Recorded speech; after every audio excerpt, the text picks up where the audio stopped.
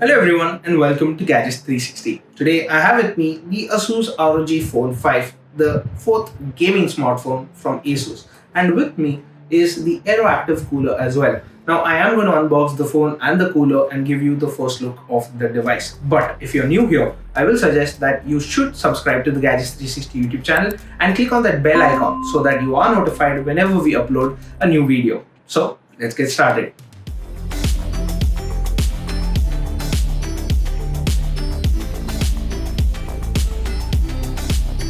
So this is what the box of the ROG phone looks like, and you've got a different box for the Aeroactive cooler. Now this is the latest Aeroactive cooler 5. I'm gonna unbox it later, but first it's gonna be the ROG phone that gets the unboxing treatment. So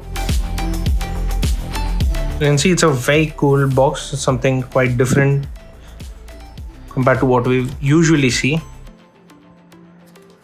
Now let's check what you get in the box. Straight up, first thing you see is the SIM eject tool. Now this is an Aero case that you get in the box as well. So it's good to have a neat case in the box. I'm gonna keep that aside. So you've got some stickers. So if you want to stick them on other devices that you own, so that's what you can do. So that is what is there in the first box. Now let's check what you get. First thing you see is the phone here. Now I'll quickly slide it out and show you what it looks like. So this here is the ROG phone. Now there are 3 models coming to India. So this is the ROG phone. You've got the ROG Phone 5 Pro, and then the ROG Phone 5 Ultimate. So the ROG Phone 5 is what I have with me, and this here is an RGB logo. So a triple camera setup at the back. Interesting device. Let's quickly power it on and I'll keep it, and let's see what else do I get in the box. So you only get a 30-watt charger in the box, but the device is capable of 65-watt fast charging. And this is the Type-C cable. So as you can see, you've got a Type-C outlet here. So you have a Type-C to Type-C cable that's there in the box. Now I'll keep the phone box away so that I can show you the phone.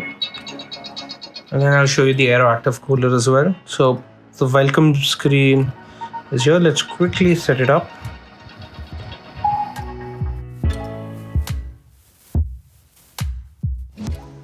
While it is setting up, I'll quickly run you through the other specifications.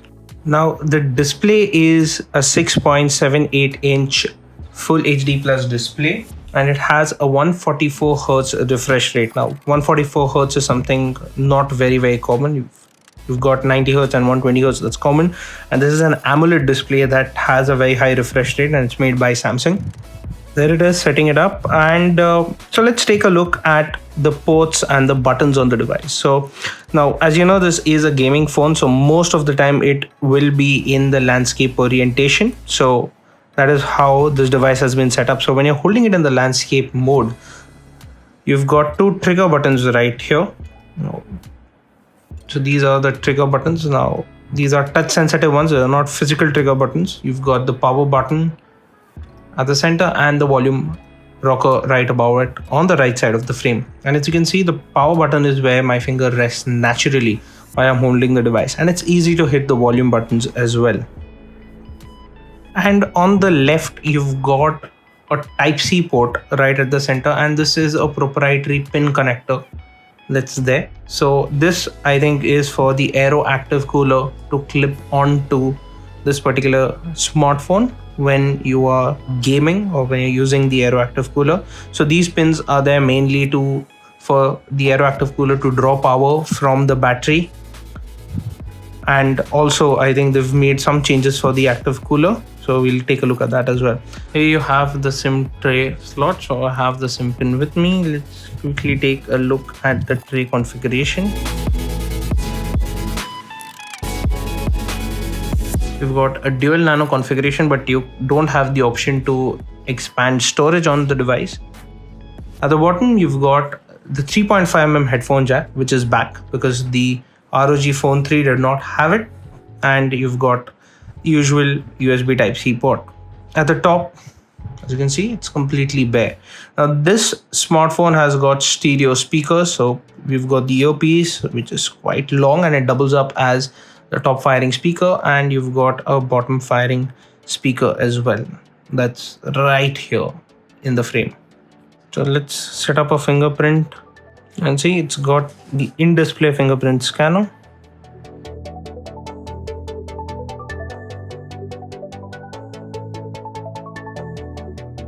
So this is what it mentions. It mentions about the 2 ports on the side of the phone. So one is for pass-through charging. You can use it to plug in the charger while you're gaming, and the second one is for the Aero Active Cooler. I said this is the ROG Phone 5 and it runs Android 11 out of the box. And this has the January security patch, which is quite recent. Well, it's acceptable. And talking about the phone, well, it's kind of incomplete if I'm not going to talk about the hardware that is powering it. So it is powered by a Qualcomm Snapdragon 888 SoC. Now it is a 5nm, it's based on a 5nm process, and it's quite powerful. And this is the first smartphone with a Snapdragon 888 SoC that I am holding in my hands. And this is my first impression, or rather my first experience with such a powerful processor. Now with the ROG Phone 5, you've got multiple RAM configurations, and you get 8 GB of RAM with 128 GB of storage, and you do have the option to go ahead with 12 GB of RAM and 256 GB of storage. But when you look at the higher models, the ROG Phone 5 Pro, that offers you 16 GB of RAM and 512 gigs of storage, while the ROG Phone 5 Ultimate has 18 GB of RAM and 512 GB of storage. Now, all these models will make it to India from what I'm hearing, but the ROG Phone 5 Ultimate is going to be a limited edition. Now, all the variants, and rather all the models of the ROG Phone 5 series have got LPDDR5 RAM and as well as UFS 3.1 storage, which is good. Now, in terms of battery capacity, it packs in a 6000 milliamp hour battery. The battery is split in 3000 milliamp hour chunks. So you've got 3000 milliamp hour of battery positioned on the top and 3000 on the middle, while all the SoC and the other components are in the center. You get a triple camera setup at the back, so the module is not raised, and well, it kind of reminds me of the older ROG phones as well.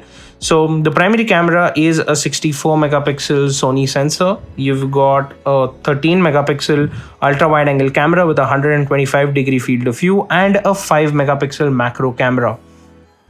So that's something in terms of cameras. So this here is the selfie camera, and it is a 24 megapixel selfie camera. It's pretty much hidden in the bezel. Now you don't have a notch or a hole punch, but it's sitting right there in the bezel. And this too uses quad pixel binning, so I think the resultant output would be a 6 megapixel photo that's binned.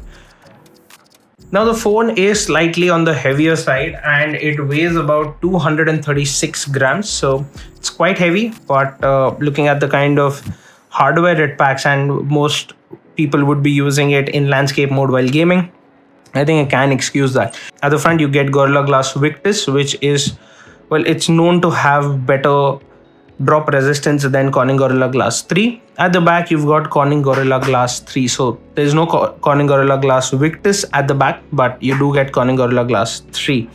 Now, well, we've covered a lot about the phone. Let's take a look at the Aero Active Cooler that you get with this phone. So I'll quickly pop the box open and check.